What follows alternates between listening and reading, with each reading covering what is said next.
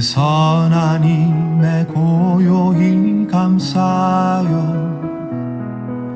그 놀라운 평화를 누리며 나 그대들과 함께 걸어가네. 나 그대들과 한 해를 여네.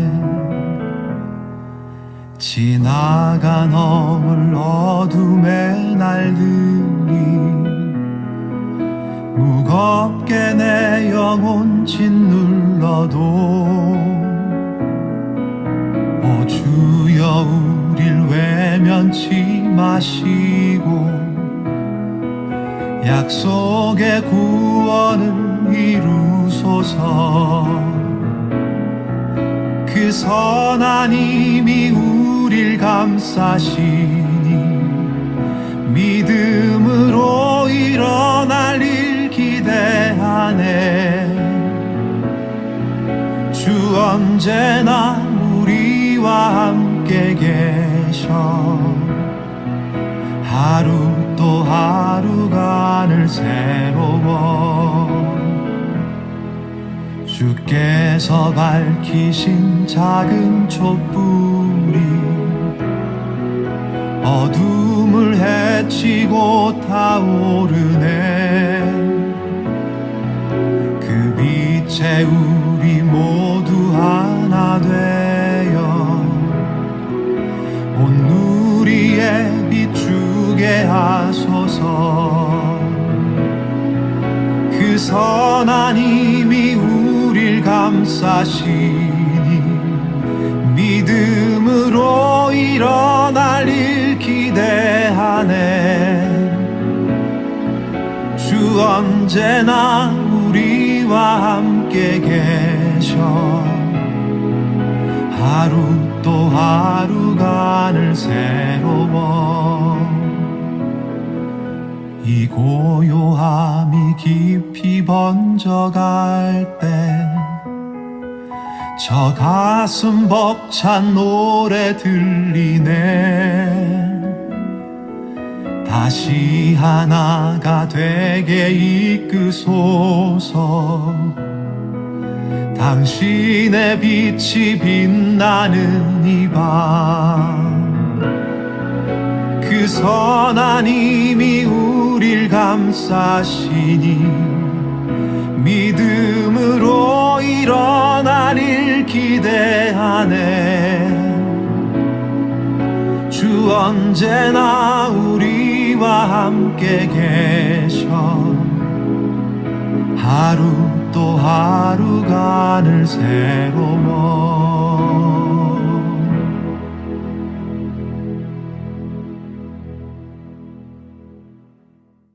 성교육의 신앙과 교리, 오늘은 교회에 관한 말씀을 나누겠습니다. 하나님 말씀 마태복음 16장 18절입니다. 또 내가 네게 이르노니 너는 베드로라. 내가 이 반석 위에 내 교회를 세우리니 음부의 권세가 이기지 못하리라. 아멘.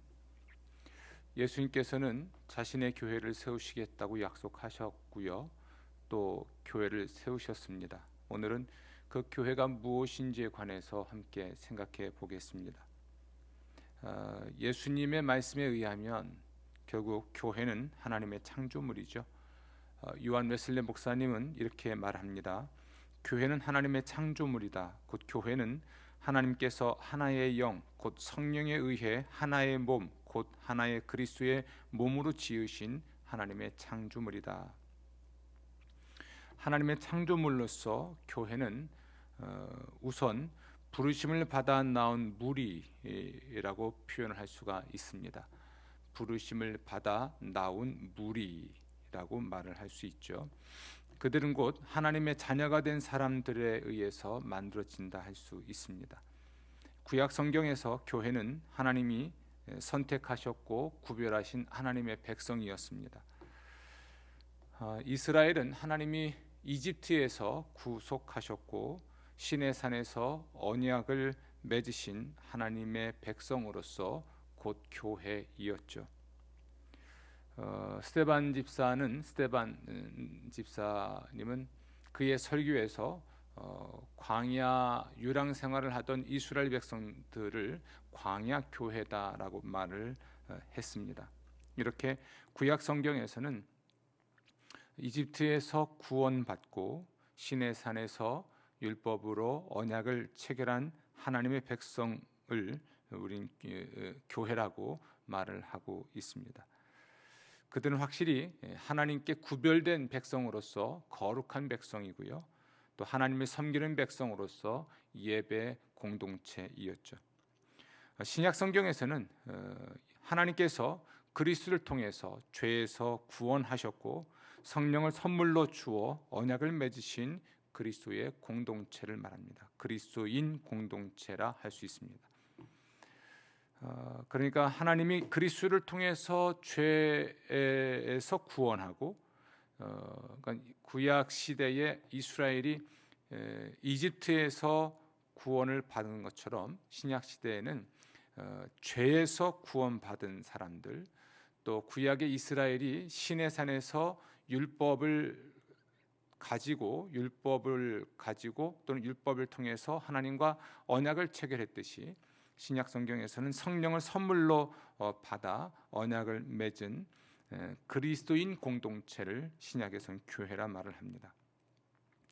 곧 예수님이 선택하셨고 구별하신 12 사도들이 곧 교회였고, 이 사도들의 신앙 고백과 또 사도들의 가르침을 토대로 해서 세워진 그리스도인 공동체가 곧 교회인데요. 그들은 곧 예수님을 증언하고 예수님의 사역을 대신 또는 대행하는 사람들이었습니다. 결론적으로 이 교회라고 하는 것은 하나님을 섬기기 위해서 모인 회중이라 할 수 있겠죠.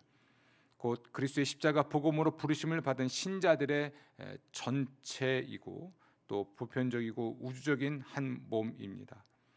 이 교회는 하나님을 위하여 구별되었을 뿐 아니라 세상으로 보냄을 받아서 하나님의 계획을 성취하기에 부르심을 받은 공동체입니다.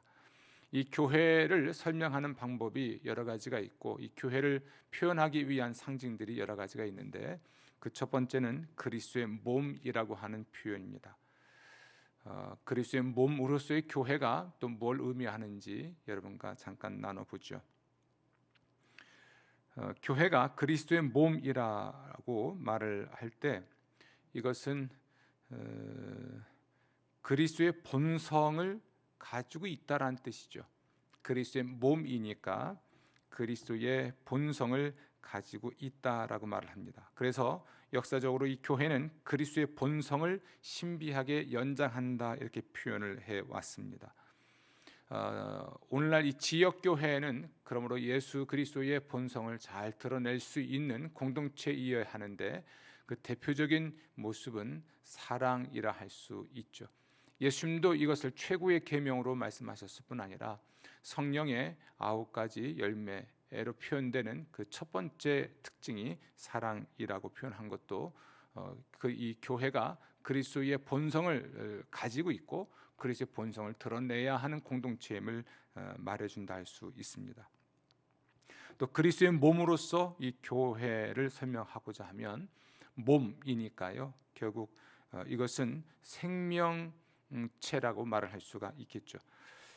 여러분, 교회는 유기체입니다. 다시 말하면 그리스도의 생명을 가진 사람들에 의해서 만들어져 있고요, 머리는 그리스도이시고 그리고 우리 모든 성도들은 그 몸의 지체로서 결합이 되어 있죠. 이렇게 예수 그리스도를 예수님을 주와 그리스도로 믿고 죄 용서 받은 사람들에게 하나님은 그의 영적 생명을 주시는데, 이 영혼의 생명을 가진 사람들, 영적으로 생명을 얻은 사람들의 공동체가 교회인 거죠. 따라서 이 교회의 특징이 있다면 생명이 그 특징이고요, 또 당연히 또한 성장한다 할 수 있습니다. 성령님은 이 교회를 끊임없이 진리로 성장시키시는데요, 이때 참 중요하게 생각할 것은 이 성장이라고 하는 것은, 우리 그리스도인의 성장 또는 교회의 성장이라고 하는 것은 개인의 어떤 독립성이나 자율성이 극대화되는 차원의 성장이 아니고 다른 지체와의 깊고 깊은 협력에 의해서 성장을 하는 것입니다. 우리가 개인적으로 자기 자신을 무한대로 키워나가는 의미의 자신의 역량을 계속 키워나가는 그러한 의미의 성장은 교회 공동체 안에서 가능하지 않고요. 그리스도인의 참된 성장은 서로 협력하고 서로 동역하면서 성장해 가는 것이죠. 에베소서 4장 15절 16절은 이것을 잘 설명해 줍니다. 오직 사랑 안에서 참된 것을 하여 범사에 그에게까지 자랄지니라. 그는 머리니 곧 그리스도라. 그에게서 온 몸이 각 마디를 통하여 도움을 받음으로 연결되고 결합되어 각 지체의 분량대로 역사하여 그 몸을 자라게 하며 사랑 안에서 스스로 세우느니라. 우리 모든 그리스도인들은 교회이고 또 교회의 지체로서 성장해야 하는데요. 우리 그리스도인 개개인의 영적 성장, 영적 생명의 성장, 또 교회 전체의 영적 성장과 성숙은 어떤 개인의 노력으로 되지 않고 함께 공동체로 존재하고 서로에게 영향을 주고받을 때 가능하다는 것이지요. 그러므로 교회에 참여하는 일, 교회가 되었으니까 교회로 살아가고 공동체에 참여하는 것은 영적 생명의 성장을 위해서도 매우 중요하다 할 수가 있습니다. 또 교회를 그리스도의 몸으로 생각을 할 때에 이 몸은 하나이죠. 교회를 그리스도의 몸으로 설명할 때 그 특징은 첫 번째는 그리스도의 본성을 신비하게 연장한다는 것이고, 두 번째는 그리스도의 생명을 가진 공동체로서 함께 성장한다는 것이 있고요. 또 그리스도의 몸으로 교회를 설명할 때 그것은 역시 하나라는 것을 알 수가 있죠.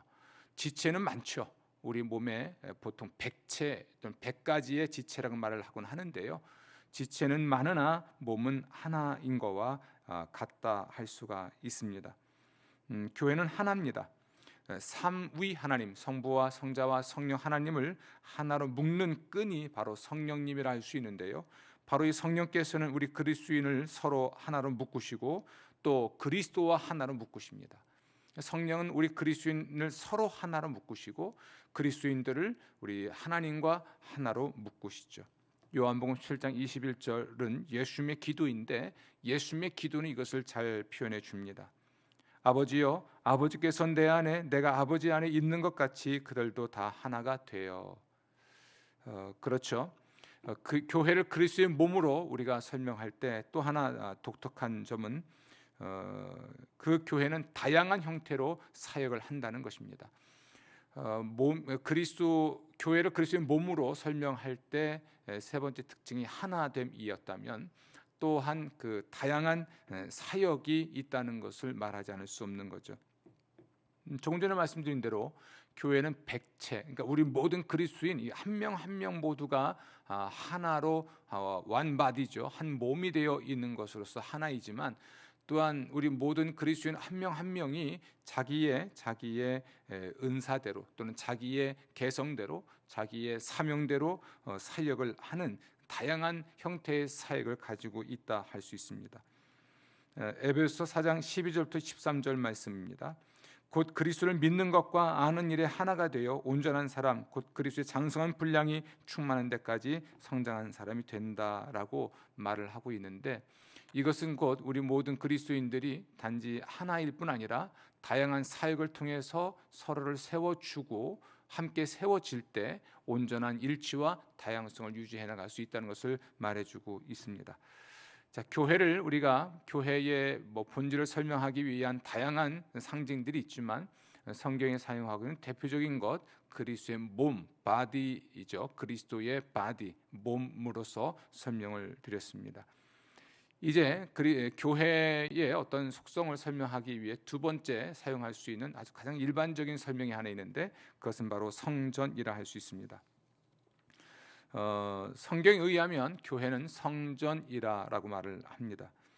성전으로서 당연히 교회는 예배의 기관이죠. 성전으로서 교회는 예배의 기관이라 할 수가 있습니다. 이 성전 그러면 구약 성서가 연상이 되죠.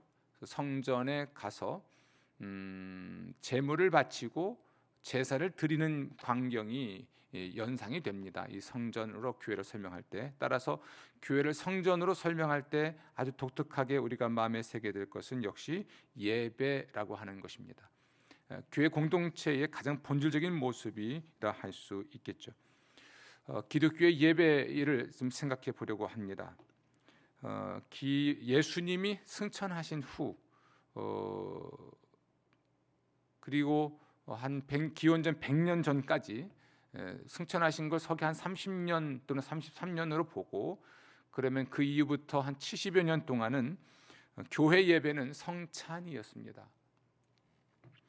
성찬이 그들의 예배였다 할 수 있죠.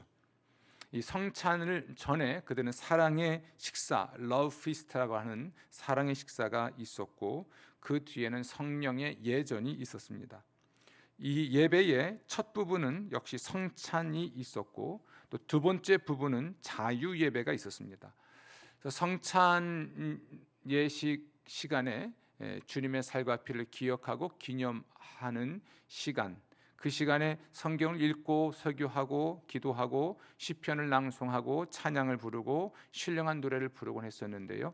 이제 자유 예배 시간에 이후에 영감을 받은 사람이 회중 앞에서 말을 하는 거죠. 이것은 매우 중요한 예언적 사역이라 할 수가 있습니다. 성령의 감동함을 입은 사람이 성찬 예식 후에, 성찬 예식 중에 성경을 읽고 설교하고 기도하고 시편을 낭송하고 찬양하고 노래하고 이런 이제 시간을 보낸 후에는 성령께서 임재한 사람들, 그래서 성령이 시키신 사람들이 하나님께 받은 말씀을 자유롭게 말하는 시간이 있었는데, 이것을 자유 예배라고 말을 할 수가 있습니다. 교회 예배가 이런 두 가지 큰 특징이 있었다는 것을 먼저 마음에 새기십시오. 오늘날 드리고 있는 예배의 형식은 초기 기원 후, 그러니까 서기 100년 전에는 그다지 확립된 것은 아니었습니다.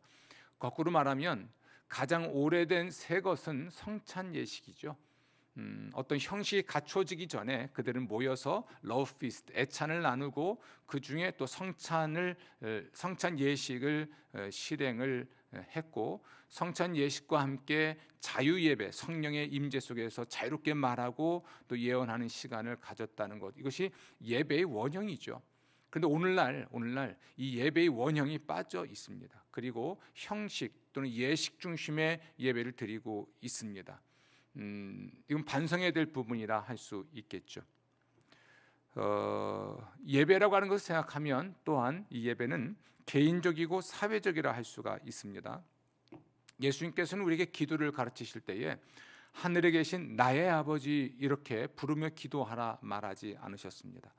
하늘에 계신 우리 아버지라고 기도하게 하셨죠. 이것은 곧 우리 모든 그리스도인들이 하나님의 가족 전체와 함께 또 하나님의 가족 전체로서 하나님을 예배하는 자리에 선다는 것을 의미합니다.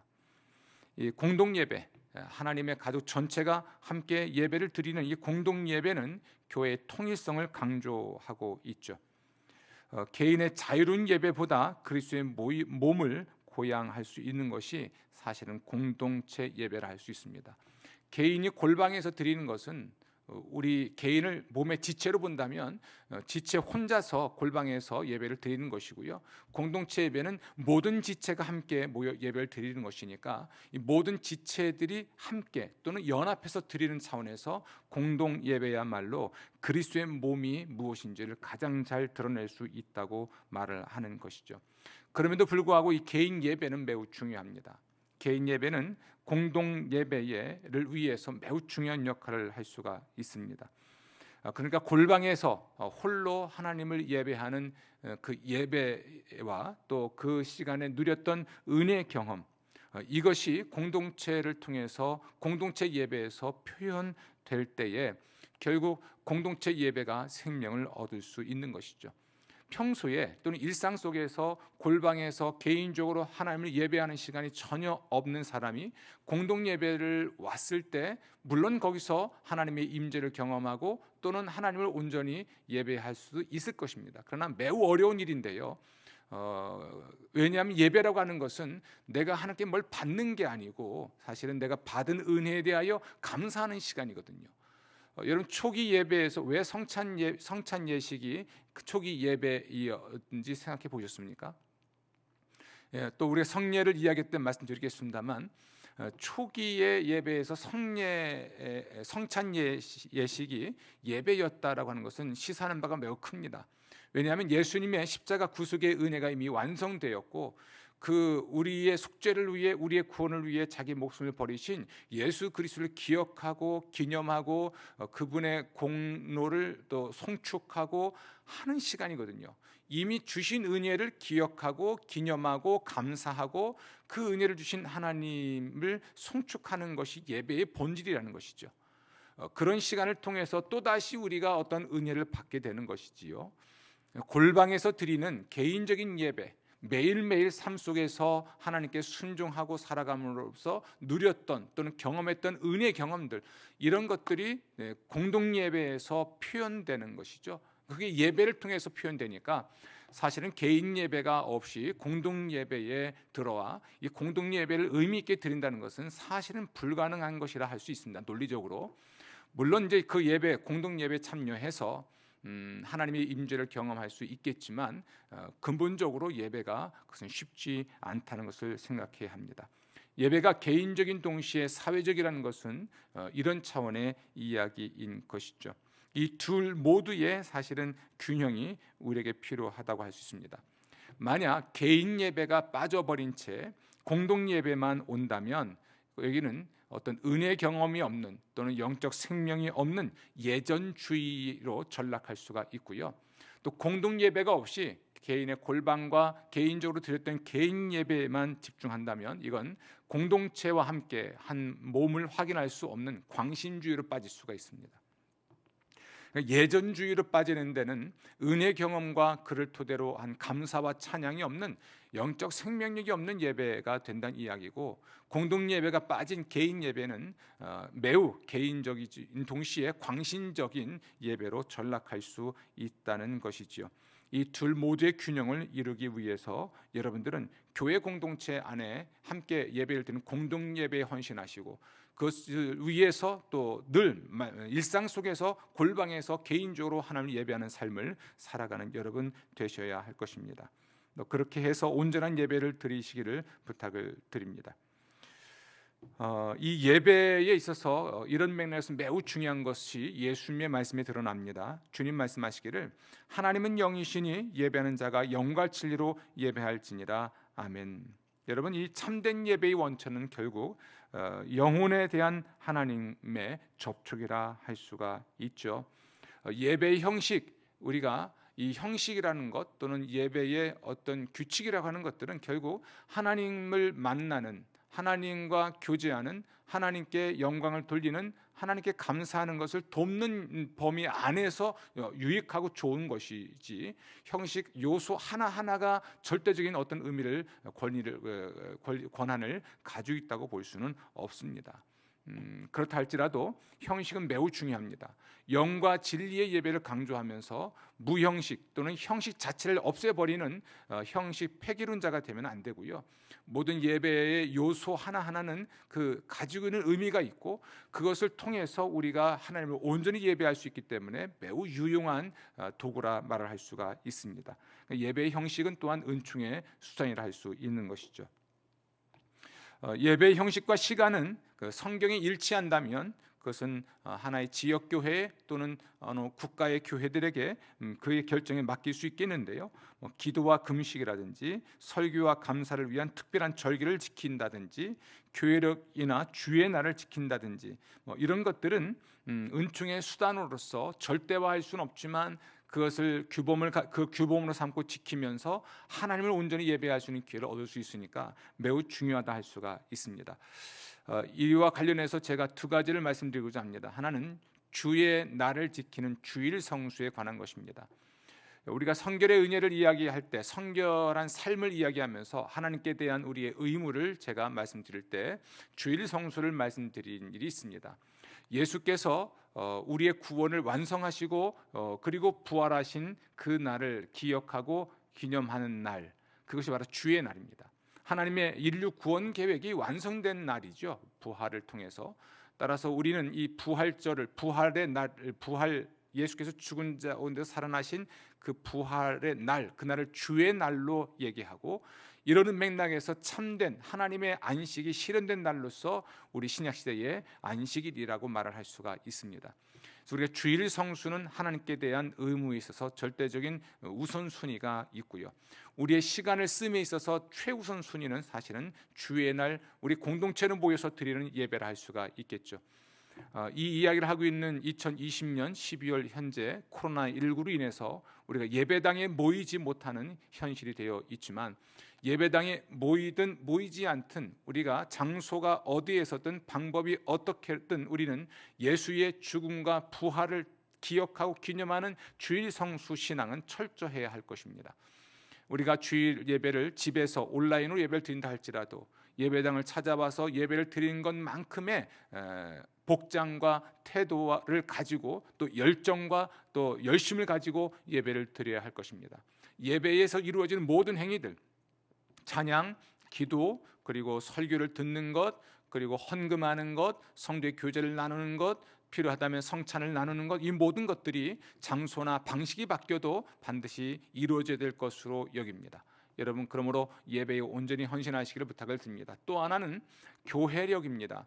우리는 태양력을 따라 살죠. 그래서 12월 달이 되고 1월이 되고 2월이 되고 매달 또는 매일 우리는 태양력을 따라 살아갑니다. 기독교인들은 교회력을 따라 살아갑니다. 교회력이라고 하는 것은 예수 그리스도의 생애 또는 예수 그리스도의 구속의 은혜, 이것을 우리가 1년이라고 하는 시간 속에서 우리가 구분하여 재현하고 기억하고 기념하고 재현하고 또 그 의미를 마음에 되새기면서 살아가는 것을 말합니다. 저는 이것이 그리스도의 삶이라고 생각을 합니다. 세상에 있으나 세상에 속하지 않은 자로서 태양력을 따라서 우리가 세상을 살지만 우리의 영적인 삶에 있어서는 교회력이 매우 중요하죠.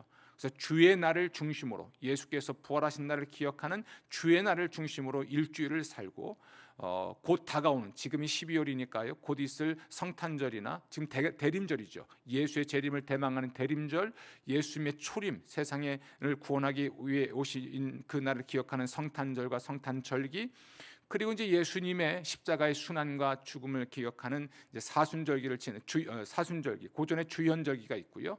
이렇게 부활절과 부활절기, 그리고 성령 강림절과 성령 강림절기, 이렇게 예수님의 생애를 중심으로 한 해를 살아갈 때 우리의 영적 생명을 건강하게 지킬 수 있다 생각합니다.